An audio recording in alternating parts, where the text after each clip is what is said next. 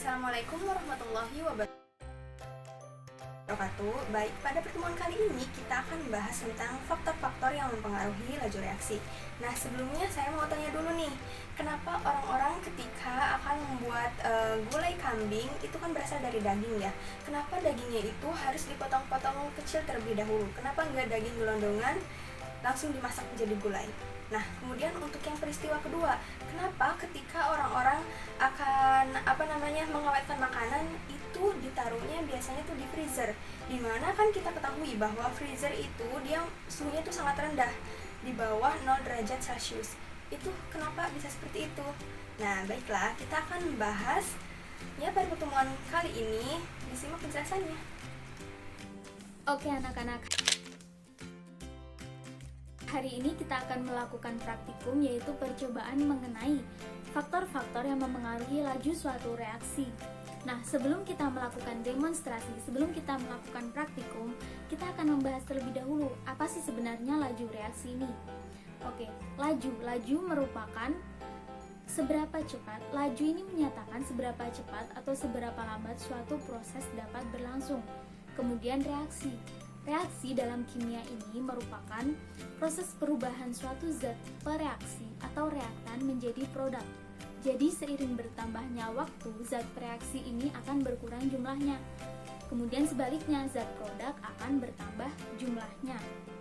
Jadi laju reaksi ini dapat ditentukan dengan melalui percobaan, yaitu dengan menghitung jumlah zat produk yang dihasilkan dalam selang waktu tertentu.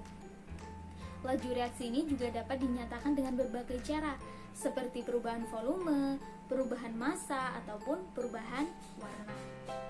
Kemudian, bagaimana sih sebenarnya reaksi kimia ini dapat berlangsung? Terjadinya reaksi kimia ini dapat dijelaskan dengan menggunakan teori tumbukan, di mana dalam teori tumbukan ini disebutkan bahwa suatu reaksi merupakan hasil dari tumbukan antar partikel di dalam zat pereaksi. Akan tetapi, tidak semua tumbukan ini dapat menghasilkan reaksi. Hanya tumbukan efektiflah, tumbukan yang memiliki arah yang tepat yang dapat menghasilkan suatu reaksi. Oke, setelah kita mengetahui apa itu sebenarnya laju reaksi, ada beberapa faktor yang dapat mempengaruhi laju suatu reaksi ini. Di antaranya adalah suhu, luas permukaan, konsentrasi zat, dan juga penambahan katalis. Untuk lebih lengkapnya, kita akan simak video berikut ini. Baik, di sini saya akan mendemonstrasikan tentang faktor-faktor yang mempengaruhi laju reaksi.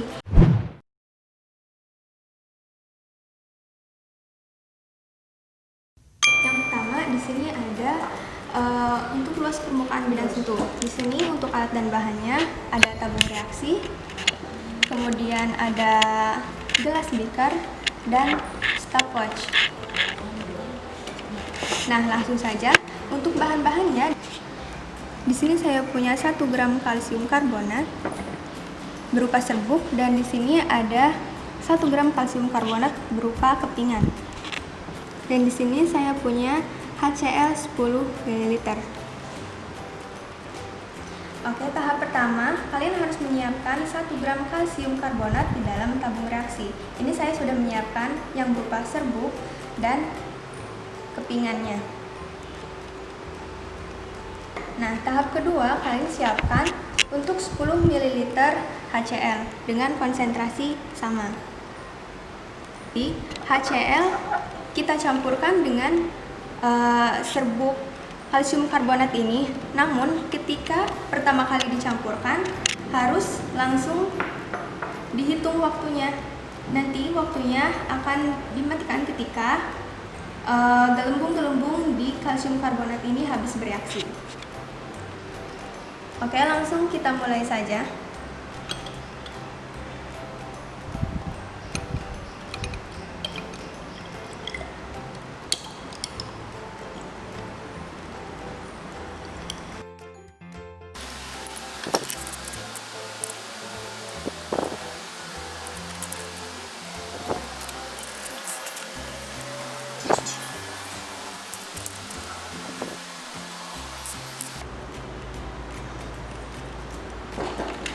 Oke, bisa dilihat di sini hasil akhirnya bahwa kalsium karbonat dalam bentuk serbuk ini lebih cepat bereaksi dengan HCl dibandingkan kalsium karbonat dalam bentuk kepingan. Kenapa hal ini bisa terjadi?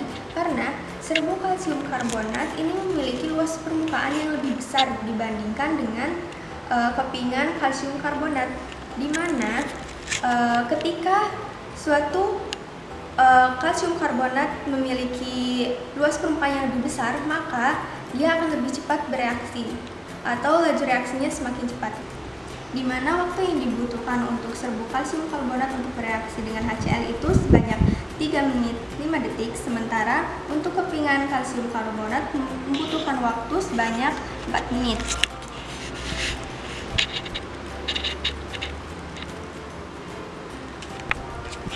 Nah, mengapa hal ini bisa terjadi? Karena serbuk kalsium karbonat memiliki ukuran partikel yang sangat kecil, sehingga dia memiliki luas permukaan yang sangat besar.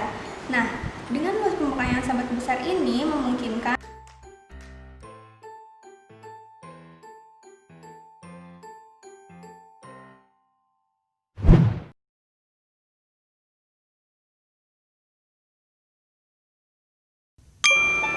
Nah, baik, yang kedua kita akan membahas tentang faktor-faktor yang mempengaruhi laju reaksi dari suhu. Nah, di sini saya punya alat dan bahannya. Yang pertama, di sini ada spiritus, kemudian ada kaki 3 dan alasnya, kemudian ada gelas beker, termometer, dan penjepit. Kemudian untuk bahannya di sini saya menyiapkan natrium tiosulfat,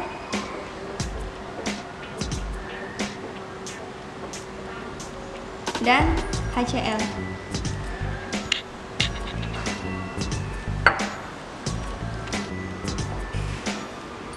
Nah, baik, kali ini kita akan melakukan 2 kali percobaan dengan 2 suhu yang berbeda. Yang pertama, ini kita akan menggunakan suhu ruang atau tanpa pemanasan sekitar 29 derajat Celcius.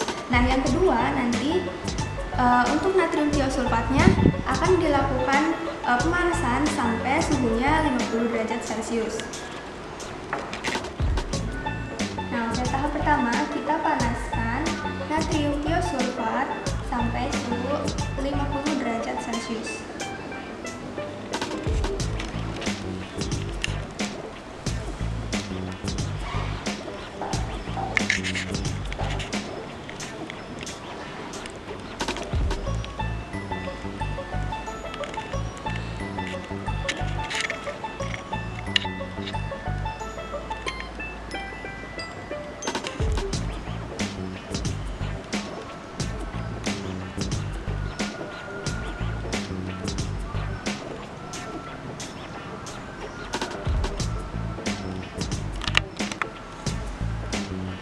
Nah, oke, karena suhunya sudah 50 derajat Celcius, maka kita angkat.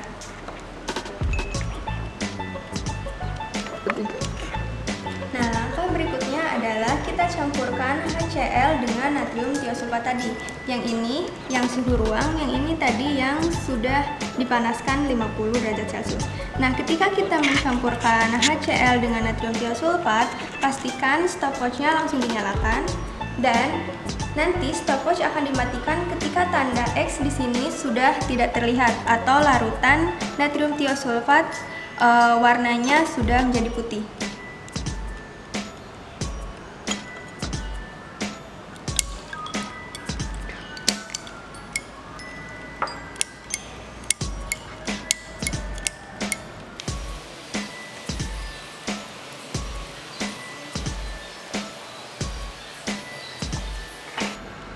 Mengapa hal ini bisa terjadi? Karena laju reaksi dapat dipercepat atau diperlambat dengan menaikkan atau menurunkan suhunya.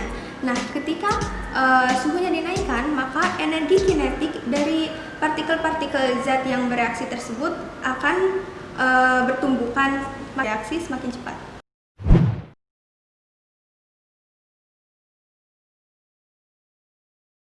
Baik, hari ini kita akan melakukan percobaan mengenai pengaruh konsentrasi terhadap laju suatu reaksi. Alat bahan yang akan kita gunakan antara lain tabung reaksi, stopwatch, dan juga rak tabung.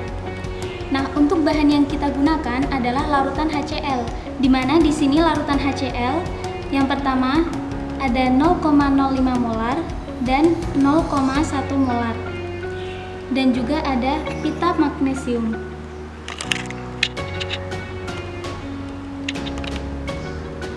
Untuk melakukan praktikum ini, kita siapkan masing-masing larutan HCl yang memiliki konsentrasi berbeda. Kemudian, kita akan memasukkan pita magnesium, di mana ukuran dari pita magnesium ini kita buat sama,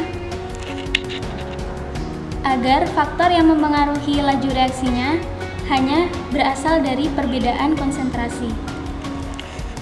Baik, kemudian kita akan memasukkan pita magnesium ke dalam tabung reaksi. Lalu kita akan menghitung waktu yang dibutuhkan untuk menghilangkan pita magnesium ini.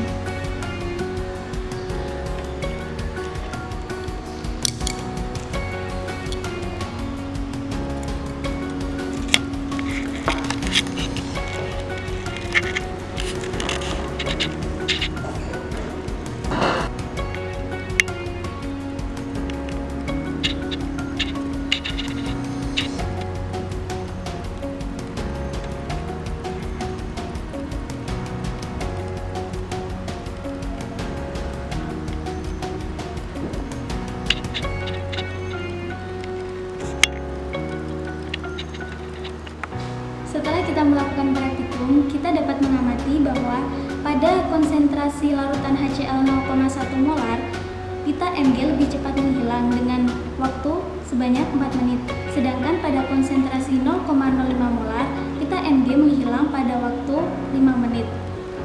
Hal ini terjadi karena semakin besar konsentrasi suatu reaktan, maka laju reaksinya akan semakin cepat. Hal ini berkaitan dengan teori pembukaan di mana semakin tinggi konsentrasi reaktan, maka jumlah partikel dalam reaktan tersebut akan semakin banyak, sehingga semakin besar pula peluang untuk terjadinya tumbukan. Hal inilah yang menyebabkan di mana konsentrasi yang lebih tinggi akan menyebabkan laju reaksi yang semakin cepat.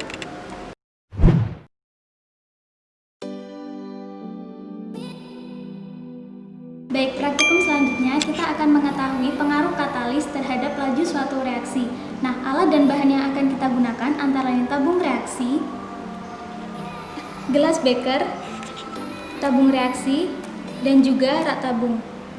Sedangkan bahan yang kita gunakan antara lain hidrogen peroksida, FeCl3, dan juga NaCl. Baik, selanjutnya kita siapkan larutan hidrogen peroksida di dalam gelas beker.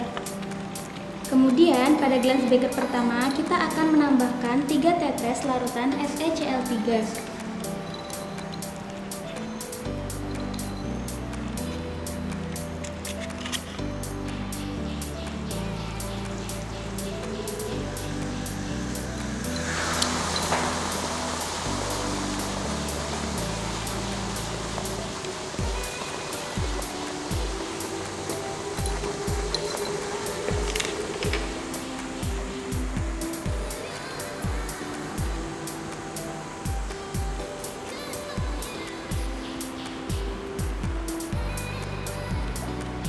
Baik, kemudian pada gelas beker kedua kita akan menambahkan larutan NaCl.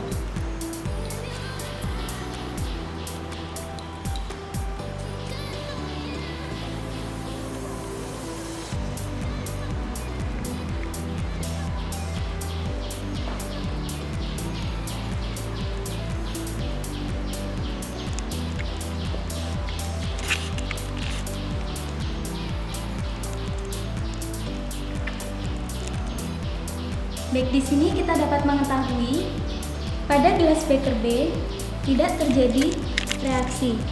Sedangkan pada gelas beker A terjadi reaksi di mana larutan hidrogen peroksida yang berwarna putih ketika ditambahkan FeCl3 akan berubah menjadi warna coklat. Kemudian hasil akhirnya akan membentuk larutan yang berwarna putih. di mana hidrogen peroksida ini diuraikan menjadi H2O dan juga oksigen. Sedangkan pada larutan hidrogen peroksida yang ditambahkan dengan NaCl tidak mengalami reaksi, sehingga dapat disimpulkan bahwa katalis dalam percobaan ini adalah larutan FeCl3. Karena katalis ini dapat mempercepat laju reaksi, di mana reaksi yang terjadi adalah reaksi peruraian dari hidrogen peroksida menjadi air dan juga gas oksigen. Nah, mengapa hal ini bisa terjadi? Karena katalis merupakan zat yang dapat mempercepat laju reaksi. Nah, dia bekerja dengan cara menurunkan energi aktivasi suatu zat, di mana energi aktivasi merupakan energi yang dibutuhkan oleh suatu zat untuk terjadinya reaksi. Baik anak-anak, setelah kita melakukan praktikum, kita dapat mengetahui ada beberapa faktor yang dapat memengaruhi laju suatu reaksi. Di antaranya yaitu luas permukaan, suhu atau temperatur, di mana jika temperaturnya lebih tinggi maka suatu reaksi lebih cepat berlangsung. Kemudian ada konsentrasi, di mana ketika konsentrasinya lebih tinggi maka suatu proses reaksi akan lebih cepat berlangsung. Kemudian adalah penambahan katalis. Ketika suatu reaktan ditambahkan dengan katalis, maka reaksinya akan lebih cepat berlangsung. Oke, sekian untuk video pembelajaran kali ini. Jangan lupa belajar, tetap semangat. Semoga bermanfaat. Wassalamualaikum warahmatullahi wabarakatuh.